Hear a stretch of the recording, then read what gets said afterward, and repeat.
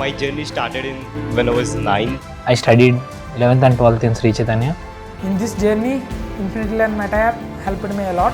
My faculty always clarified my doubts whenever I had any. Thank you Sri Chaitanya Infinity Learn for making this possible.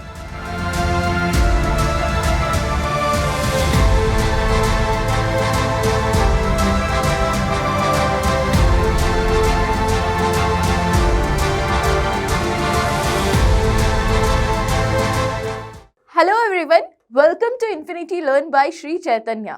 तो आज का जो हमारा session है, हम आपके साथ एक बहुत ही प्यारा सा टॉपिक डिस्कस करेंगे कि आपको बायोलॉजी में रिवीजन कैसे करना है। एज हम जनवरी के मंथ में हैं, राइट। अब आपके नीट एग्जामिनेशन में ज़्यादा टाइम नहीं बचा है, तो अब जो टाइम पीरियड है, मुझे लगता है बहुत सारे स्टूडेंट्स हैं जिनका सिलेबस कंप्लीट हो गया होगा, या कुछ स्टूडेंट्स ऐसे होंगे जिनका सिलेबस कंप्लीट होने वाला होगा। अब जो टाइम है बेटा, वो किसका टाइम है? आपके रिवीजन का टाइम है। अब आपको क्या करना है, जो आपका क्लास 11th और आपका जो 12th का सिलेबस है, वो आपको अब अच्छे से वापस से रिवाइज करना है। तो अब जो आपका टाइम पीरियड है, उसको आपको कैसे यूटिलाइज करना है, कैसे आपको रिवीजन करना है बायोलॉजी में, वो हम आज आपके साथ डिस्कस करेंगे, राइट। तो सबसे पहला तो हमारे पास क्वेश्चन आता है कि क्या हमें रिवीजन करना इम्पॉर्टेंट है? तो बेटा, अगर आप बायोलॉजी की बात करो तो बायोलॉजी कैसा आपका सब्जेक्ट है? That is your theoretical subject, right. ये जो पूरा आपका, चाहे आप बॉटनी की बात करते हो, चाहे आप जूलॉजी की बात करते हो, दोनों ही कैसे आपके सब्जेक्ट है? दोनों ही आपके थ्योरेटिकल सब्जेक्ट है। सो बेसिकली क्या होता है, थ्योरी क्या करने लगते हो आप, कुछ टाइम पीरियड बाद भूलना शुरू हो जाते हो, राइट। क्योंकि इतने सारे चैप्टर्स है, इतने सारे कॉन्सेप्ट्स हमें पढ़ने हैं, तो हम क्या करने लगते हैं, उनको भूलना शुरू कर देते। तो इसके लिए हमें रिवीजन करना बहुत ज़्यादा ज़रूरी है। स्पेसिफिकली अगर आप बायोलॉजी की बात करो तो भाई यस, आपका आंसर क्या है? यस, आपको क्या करना पड़ेगा? रिवीजन करना पड़ेगा। रिवीजन हमारे लिए बहुत ज़्यादा इम्पॉर्टेंट है, राइट। ये तो हुआ आपका first question. Now next question की अगर हम बात करें कि कौन सा ऐसा बेस्ट टाइम है जिसमें हम रिवीजन कर सकते हैं, तो बेटा बेसिकली हम स्टूडेंट्स को उनके अकॉर्डिंग टाइम बोलते हैं। आप जिस टाइम में दिन में सबसे ज़्यादा एक्टिव हो, जो आपका एक्टिव टाइम है, अब हो सकता है वो टाइम आपका मॉर्निंग का हो, वो टाइम आपका आफ्टरनून का हो, वो टाइम आपका इवनिंग का हो, या वो टाइम आपका नाइट का हो, कोई भी टाइम हो सकता है। बट जो आपके पूरे दिन भर का जो सबसे ज़्यादा एक्टिव टाइम होता है, उसमें आपको क्या करना है? रिवीजन करना है, राइट। क्योंकि आपको थ्योरी रिवाइज करना है, तो इसके लिए आपको क्या करना है? कंसंट्रेशन के साथ, जिसमें आपका कंसंट्रेशन बिल्कुल बहुत ही अच्छे लेवल पे हो, आपको उसके साथ क्या करना है? अपना रिवीजन करना है। तो ये आप पे डिपेंड करता है कि आपके पूरे दिन भर का जो सबसे ज़्यादा आपका जो बढ़िया टाइम है, जो गोल्डन टाइम है, आपको वो किस में डिवोट करना है? आपके रिवीजन में डिवोट करना है। अब इसके बाद आपका आता है एक क्वेश्चन कि हमारा रिवीजन प्लानर क्या होना चाहिए? हमारा सिलेबस कंप्लीट हो गया या हमारा सिलेबस कंप्लीट होने वाला है, हम किस तरीके से रिवीजन करें? तो बच्चा, आप रिवीजन प्लानर की अगर आप बात करो तो सबसे पहले आपको क्या रिवाइज करनी है? अपनी एनसीईआरटी रिवाइज करनी है। सबसे पहले आपको अपना जो रिवीजन करना है, वो आपके एनसीईआरटी चैप्टर्स का रिवीजन करना है, राइट। अभी क्या है बच्चा, अभी आपके पास टाइम है, अभी आप जनवरी में हो, राइट। आप अभी क्या कर सकते हो? अच्छे से रिवीजन कर सकते हो। अभी आपको अगर थोड़ा सा टाइम ज़्यादा भी लग रहा है, कोई कॉन्सेप्ट आपका छूट गया है, आपको अगर उसको पढ़ने की वापस से ज़रूरत है, तो अभी आपके पास टाइम है।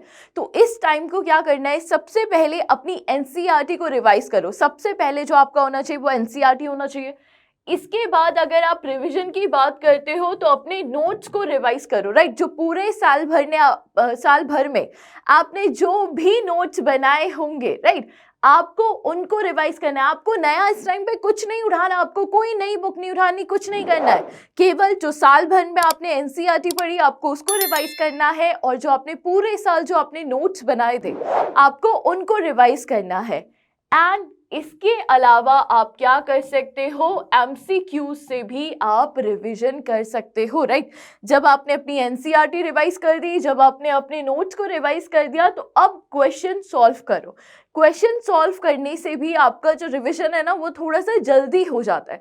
तो अभी जो आपका रिवीजन प्लानर होना चाहिए for the month of your January February, right, ये क्या होना चाहिए, आपको आपकी एनसीईआरटी रिवाइज करनी है, आपको आपके नोट्स रिवाइज करने हैं, एज वेल एज आपको एमसीक्यूज को आपको सॉल्व करना है, राइट।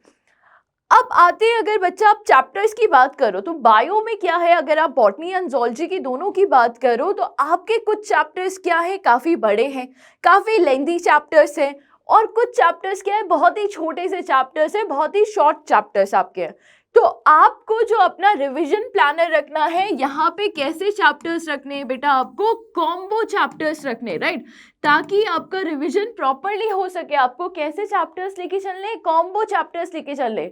कॉम्बो चैप्टर्स का मतलब क्या है कि आप यहाँ पे क्या कर सकते हो, एक आपका जो डिफिकल्ट चैप्टर है आप उसको रिवाइज कर सकते हो, इसके साथ साथ आप क्या कर सकते हो, नेक्स्ट डे आप किसको रिवाइज करोगे, जो आपका इजी चैप्टर है या बेसिकली अगर आप बोलो शॉर्ट चैप्टर है, आप इसको रिवाइज कर सकते हो, राइट। अब जैसे इजी चैप्टर्स की बात करें, अगर आप बायो में अपने इजी चैप्टर्स की बात करते हो तो कौन से इजी चैप्टर्स है, आप सबको पता है, जिसमें बहुत कम टाइम आपको लगता है, राइट। जैसे आपका क्या है, जो सेल साइकिल वाला चैप्टर है, बहुत छोटा सा चैप्टर है, आपका जल्दी रिवीजन हो जाता है। इसके अलावा आपका जो बायोटेक का एप्लीकेशन वाला पार्ट है, बायोटेक एप्लीकेशन भी क्या है बच्चा, आपका बहुत ही छोटा सा चैप्टर है, इसमें ज़्यादा टाइम आप लोगों को नहीं लगता है। और जैसे आपका रिप्रोडक्टिव हेल्थ वाला चैप्टर है, ये भी आपका बहुत छोटा सा, बहुत प्यारा सा, बहुत इजी सा आपका चैप्टर है। तो आपको क्या करने हैं, ऐसे चैप्टर्स को आइडेंटिफाई करना है, आपको एक डिफिकल्ट चैप्टर लेके चलना है। अब जैसे आप बायोटेक एप्लीकेशन सॉल्व कर रहे हो तो इसके साथ आप क्या कर सकते हो, बायोटेक प्रिंसिपल कर सकते हो। तो आपको एक डिफिकल्ट चैप्टर और एक इजी चैप्टर का कॉम्बो लेके चलना है, जिससे जो आपका रिविजन है वो और इफेक्टिवली हो सके। तो ये तो क्या है बच्चा, आपका रिवीजन प्लानर आपका इस तरीके का होना चाहिए, राइट। अब आपका क्वेश्चन आता है व्हाट टू रिवाइज। तो व्हाट टू रिवाइज में हमने आपको बता दिया कि बेटा आपको क्या रिवाइज करना है, आपको आपके कैसे चैप्टर्स लेके चलने हैं। अगर आप व्हाट टू रिवाइज की बात करो तो आपको यहाँ पे क्या लेके चलना है, आपके कॉम्बो चैप्टर्स को लेके चलना है, जिसमें आपके इजी एंड डिफिकल्ट चैप्टर आप एक साथ अपना रिवाइज कर रहे हो, राइट। दोनों तरीके के चैप्टर्स को आप एक साथ अपना रिविजन कर रहे हो, ताकि आपको ज़्यादा टाइम ना लगे और ज़्यादा अच्छे से आप उसका रिविजन कर सको।